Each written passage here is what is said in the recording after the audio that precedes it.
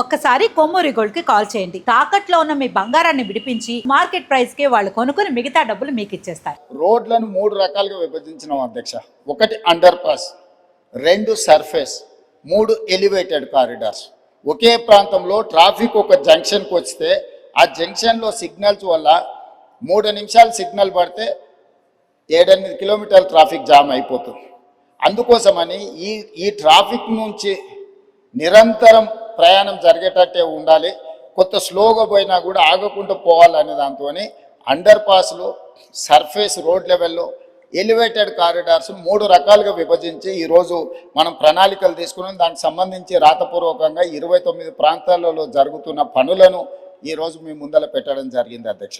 అదేవిధంగా ఈరోజు అత్యధిక జనాభా ప్రయాణం చేసే మెట్రోను ఈరోజు విస్తరించాలనుకున్నాం. మెట్రోను విస్తరించడానికి ఈరోజు ప్రయత్నం చేస్తే ఎల్లంటి మేము ఈ వ్యాపారంలో ఉండదలుచుకోలేదు, విస్తరణకు మేము అనుకూలం కాదు అని తేల్చాను.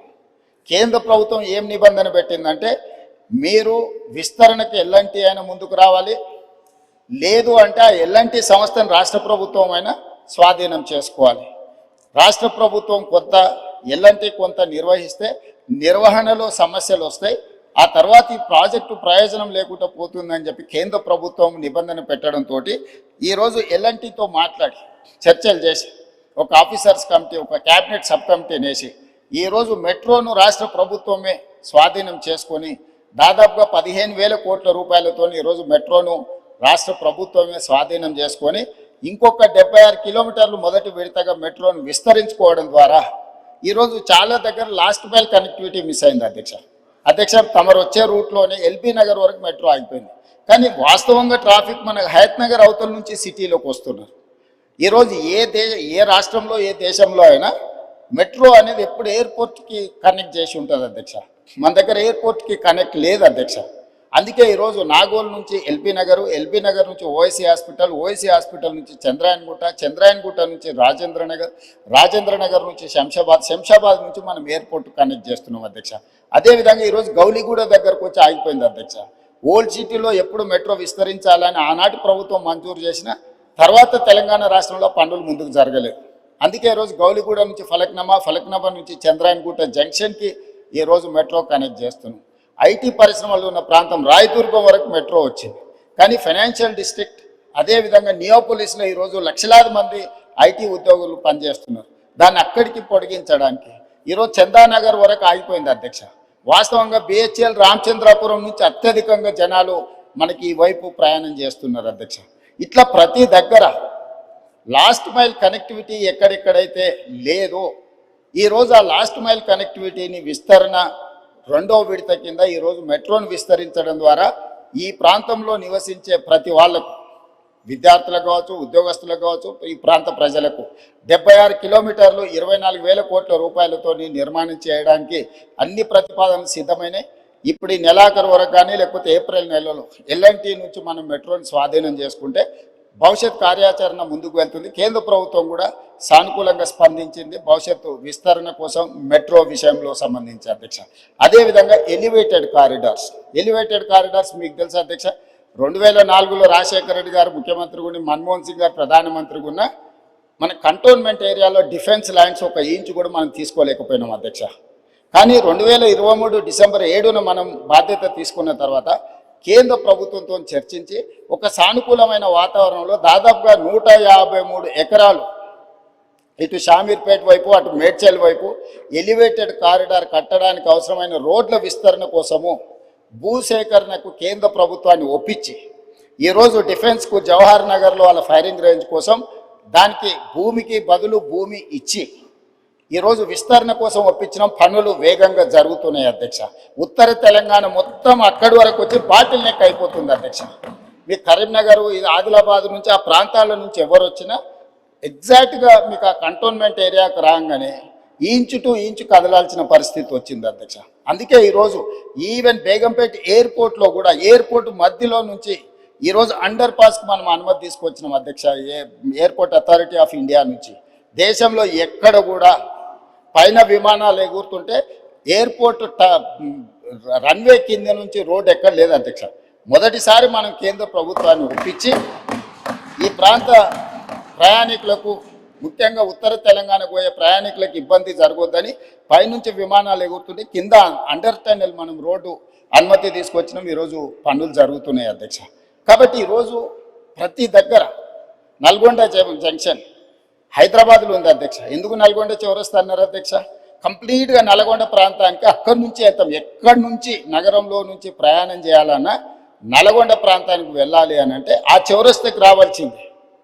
ఆ చౌరస్తాకి రాకుండా ఒకప్పుడు నల్గొండ పోవడానికి లేదు. ఈరోజు ఔటర్ రింగ్ రోడ్ వచ్చినాక నల్గొండ చౌరస్తా ప్రాధాన్యత ఏమైనా తగ్గినా హైదరాబాద్లో నల్గొండ చౌరస్తా ఉంది అని అంటే నల్గొండ ప్రాంతానికి అది ఒక బాటిల్ నెక్.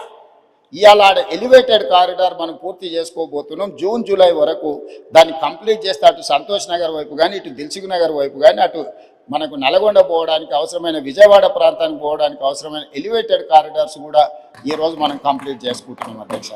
అదేవిధంగా మనకు బంజారా హిల్స్ కానీ జూబ్లీ హిల్స్ కానీ మాదాపూర్ కానీ లేకపోతే పంజగుట్ట చౌరస్తా కానీ ఈ ప్రాంతాలన్నీ కూడా ట్రాఫిక్ మోరార్లెస్ ఎయిర్పోర్ట్ పోవాలంటే మనకు హైటెక్ సిటీ వైపు నుంచి దుర్గం చెరువు వైపు నుంచి పోయే పరిస్థితి.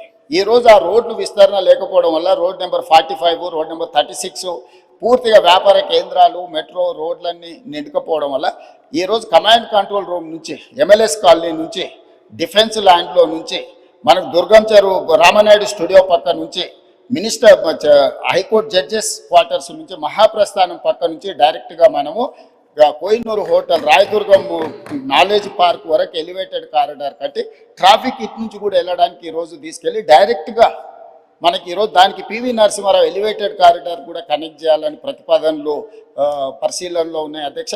ఈరోజు వీటన్నిటిని కంప్లీట్ చేస్తే మా ప్రయత్నం వల్ల ఒకటే, ఈ నగరంలో ప్రయాణికుడు మొదలైతే సిగ్నల్స్ దగ్గర ఆగే వ్యవస్థను తగ్గించాలి. ఫ్రీ లెఫ్ట్ మనం ఎంత వేగంగా వచ్చినా జంక్షన్కి రాగానే లెఫ్ట్కి పోవాల్సిన వాళ్ళు అక్కడ ఆగాల్సి వస్తుంది. దానికి ప్రధానమైన కారణం ఫ్రీ లెఫ్ట్ దగ్గర మనం బాటిల్ నెక్స్ని మనం క్లియర్ చేయకపోవడం, కరెంట్ పోల్చి పాతడం, లేకపోతే ఆటో వాళ్ళు అక్కడ అడ్డంగా నిలబెట్టడం. ఈరోజు ట్రాఫిక్ పోలీసులకు కానీ ఆపరేషన్ రోప్ అని పెట్టినాం. ఫుట్పాత్లు ఆక్రమించుకున్న అన్ని తొలగిస్తున్నాం. ప్రజాప్రతినిధులు అందరూ కూడా సహకరించాలి. ఇది ప్రజల కోసం.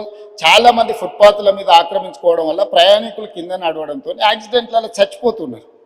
అది ప్రయాణికుడు తప్పు కాదు. ఫుట్పాత్లు ఆక్రమించుకోవడం వల్ల ఫుట్పాత్ల మీద నడవడానికి ఎవరికి అవకాశం లేకపోవడం వల్ల వాళ్ళు రోడ్డు మీద నడుస్తున్నారు. రోడ్డు మీద నడిస్తే వేగంగా వస్తున్న వాహనాలు గుద్దడంతో ఈరోజు ప్రాణాలు పోతున్నాయి. అందుకే కొంత కఠినం అనిపించినా, కొంతమందికి చిరు వ్యాపారులకు కొంత కష్టం అనిపించినా ఈరోజు ఫుట్పాత్ ఆక్రమణలు తొలగించడం ద్వారా ప్రాణాలను కాపాడాలనుకుంటున్నాం, ప్రయాణాన్ని సులువు చేయాలనుకుంటున్నాం, ప్రయాణికులకు ఇబ్బంది కలగొద్దు అని ప్రయత్నం చేస్తున్నాం. ఒక పక్కన ట్రాఫిక్ సమస్యను ప్రజాప్రతినిధులు ప్రస్తావిస్తారు, రెండో పక్కన ఈ ఎంక్రోచ్మెంట్లను తొలగించినప్పుడు మళ్ళీ మీరు తొలగించడానికి వీల్లేదని రెండు రకాల వాదనలు మనం వినిపిస్తున్నాం. ఇది సమస్యకు పరిష్కారం కాదు అధ్యక్ష. ఇప్పుడు ఫుట్పాత్ల మీద చిరు వ్యాపారులు ఉంటే వాళ్ళకు ఒక ప్లేస్ కేటాయిద్దాం. ఎక్కడైతే వాళ్ళు వ్యాపారాలు పెట్టుకోవడానికి అవకాశం ఉందో, చిన్న చిన్న వ్యాపారాలు పెట్టుకోవడానికి ఎక్కడైనా ప్రభుత్వ భూములు ఉంటే వీళ్ళని తీసుకెళ్ళి అక్కడ పెడదాం. ప్రజలకు కూడా, కొనుగోలుదారులకు కూడా సౌకర్యంగా ఉంటుంది అధ్యక్ష. అక్కడికి వెళ్ళి కొనుక్కోవడం, వాళ్ళ బండి పార్క్ చేసుకోవడం. అదేవిధంగా ఈరోజు కేబీఆర్ పార్క్ దగ్గర మీరు చూసారు, అదేవిధంగా ఓల్డ్ సిటీలో చూసిండ్రు. మల్టీ లెవెల్ కార్ పార్కింగ్ తీసుకొచ్చినాం అధ్యక్ష. భూమి మీద పెడితే కార్లు సరిపోతలేదని ఈరోజు కేబీఆర్ పార్క్లో వాకింగ్కి వచ్చే వాళ్ళకు మీరు పంజగుట్ట నుంచి టువర్డ్స్ జూబ్లీ హిల్స్ పోతుంటే left hand side KBR park దగ్గర మల్టీ లెవెల్లో 20 లెవెల్స్లో కార్లు పార్క్ చేసుకోవడానికి ఆటోమేటెడ్ ఎక్విప్మెంట్తో ఈరోజు పార్కింగ్ చేసినాం. అది అక్కడ చాలామందికి సులువైపోయింది. ఈ మధ్యలోనే మనం నాంపల్లి ప్రాంతంలో multi level car parking inaugurate చేసుకున్నాం. సో ఇదన్నీ కూడా రిఫార్మ్స్లో భాగంగా, ఒకటి వాహనాలు ప్రయాణించడానికి అవసరమైన ఏర్పాట్లు చేయడం, రెండు నిలుపుకోవాలనుకున్న వాహనదారులకు రోడ్డు మీద లేకపోతే ఇతర ప్రాంతాలలో పార్కింగ్ లేకపోవడం వల్ల మల్టీ లెవెల్ కార్ పార్కింగ్ ఏర్పాటు చేయడం. అదేవిధంగా ఒక కారులో ఒక్కొక్కరు ప్రయాణించే కంటే మల్టీ ట్రాన్స్పోర్టేషన్ అంటే మెట్రో కానీ ఇతర బస్సులు కానీ ఇవి కానీ ఫ్రీగా ప్రయాణించడానికి అవసరమైన ప్రయాణాలు కూడా ఈరోజు మనం ఏర్పాటు చేయాలని అనుకుంటున్నాం. దీంట్లో భాగంగా సిటీని కంప్లీట్గా కోర్ అర్బన్ రీజన్ ఎకానమీ ఏదైతుందో, ఔటర్ రింగ్ రోడ్ ఇన్సైడ్ 2073 కిలోమీటర్లు ఏదైతుందో దీన్ని సర్వీస్ సెక్టర్గా మారుస్తున్నాం స్పీకర్ సార్. ఎందుకు అని అంటే ఈ ప్రాంతంలో పరిశ్రమలు ఉంటే ఈ పరిశ్రమలు వెదజల్లే కాలుష్యం వల్ల ఇది ఢిల్లీ లాగా మళ్ళొక్క కాలుష్య నగరంగా మారబోతుంది. అందుకే హిల్ట్ పాలసీ తీసుకొచ్చినాం. ఎవరికైతే భూమి ఉందో, ఎవరైతే పరిశ్రమల కోసం 50 ఏళ్ళు 60 ఏళ్ళ కింద కొనుగోలు చేసిండ్రో, మీ పరిశ్రమలో ఔటర్ రింగ్ రోడ్ అవుట్ సైడ్కి మీరు తరలించుకోండి, ప్రభుత్వం భూమి ఇస్తుంది. ఈ భూములను మీరు మల్టీ జోన్ కింద కన్వర్షన్ ఇస్తాం, దానికి ప్రభుత్వం కొంత ఛార్జ్ చేస్తుందని మేము ఒక జీవో తీసుకొచ్చిన, హిల్ట్ పాలసీ తెచ్చినాం. దాని మీద కూడా ఆరోపణలు చేసి గందరగోళం చేసి ఈ రకంగా చేయడం వల్ల మనం ఏదైతే ఈ ట్రాఫిక్ను మనం ఒక సరైన దారిలో పెట్టాలనుకుంటున్నాం, దానికి అడ్డంకిగా మారుతుంది అధ్యక్ష.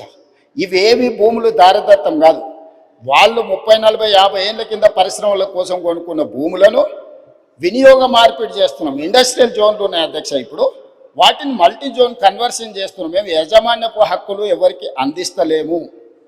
అవి కూడా నోటిఫైడ్ చేసిన పరిశ్రమలను కూడా ఆ జీవోలో నోటిఫై చేసిండు మా మంత్రి గారు.